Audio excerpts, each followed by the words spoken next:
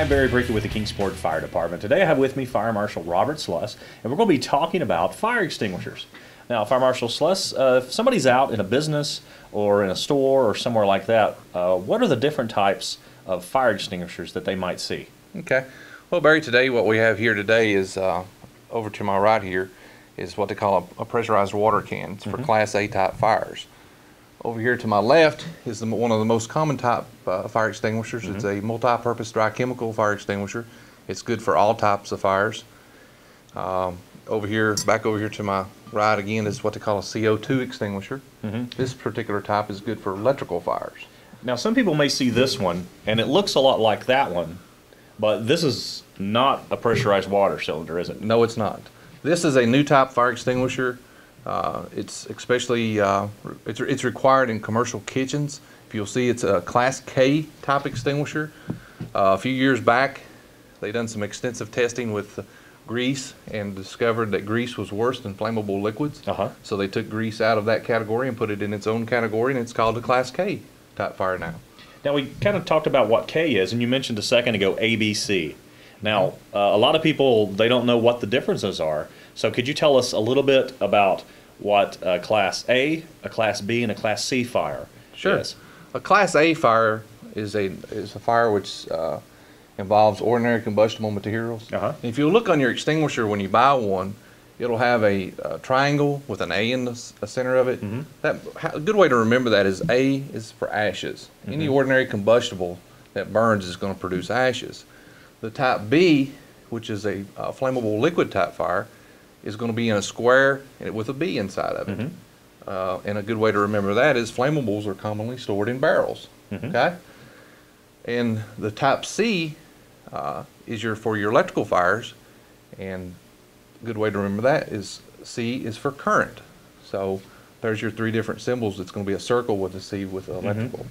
Now, a lot of these fire extinguishers, they're all different sizes, and these may be a little larger than maybe some people would see. What's the difference in the amount of time that somebody could use one of these? Well, again, it depends on the manufacturer, and again, like you said, the size of the fire extinguisher. They vary anywhere from 8 seconds to 60 seconds, like I said, depending on what size. Now, how close would somebody need to be to use one of these? That's a very important question, because especially if you're using this particular extinguisher or this one, the Class K extinguisher, on a flammable liquid type fire, because these extinguishers are pressurized. The multi-purpose dry chemical, for example, is pressurized at 195 pounds of pressure. So it's important that you stand back at least 6 feet from the flammable liquid, and you don't want to spray it directly onto the liquid. You want to at the base of it, basically, and spray it over top of the liquid. Otherwise, you're going to spread the liquid, causing the fire to even grow more intensely. Well, we usually tell people that if they're going to use a fire extinguisher, to use the pass system. And let's tell a little bit about that. To properly use a fire extinguisher, when you go and you take it off the wall, wherever it is, you pick it up like this, you pull the pin, you take the nozzle, and you aim it, you squeeze, and you sweep back and forth. It's called the pass. Pull, aim, squeeze, and sweep back and forth at the base of the fire. Well, if people have these in their businesses, or if they have them at home, but mostly in businesses around Kingsport, what type of maintenance do they need to perform on any of these fire extinguishers? Okay. Pressurized cylinders, whether it be a fire extinguisher, a gas cylinder, an air bottle like we carry on our fire trucks, they have to have what they call 6-year maintenance done on the cylinder itself, and what they call a 12-year hydrostatic test done on the cylinder. And what that is they take the thing apart, put it on a machine, and test it at a certain pressure to make sure the cylinder is still safe to be used. Of course, the 6-year maintenance is a less expensive type maintenance, because they don't have to put it on the machine and test the cylinder. But it's every 6 years you have to have the maintenance, and in 12 years they do the hydro and the 6-year maintenance. For the people who have one at home, what I would recommend is, if you have a dry chemical type extinguisher, dry chemical, it's common that they can do what they call caking. It's where the chemical inside can get really hard.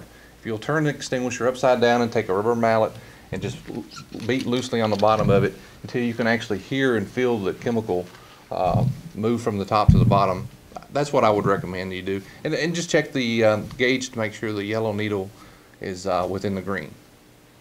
Now, some of the things that we usually tell people is that if they're not really comfortable or have never used one, and they encounter a fire, what do you think they should do? Best thing to do is get out if you don't feel comfortable. In a commercial business here, we try to locate the extinguishers near the exits, and we do that purposely. We want them to, if there was a fire, to be able to go to the exit, turn around, look at the fire, and decide whether or not they should try to attempt to extinguish the fire or to go on and get out. And if you don't feel comfortable, the best thing to do is get out of your business or home and call the fire department from the neighbor's house. Now, you mentioned that earlier, that some of these have a lot of pressure in them, and if you use that, and if you're not using it properly, you can actually have the smoke and the flames roll back over toward you. Is that possible? That is correct. That is correct. If you don't know how to use the extinguisher properly, you can actually spread the fire worse. Well, if anybody has any questions about the use of fire extinguishers, or if your business needs training, or just some tips about fire extinguishers, you can give us a call in the fire marshal's office at 423-229-9440. We'll gladly answer those questions and send somebody out to help you and all of the people who come into your business, and especially your employees, to stay safe.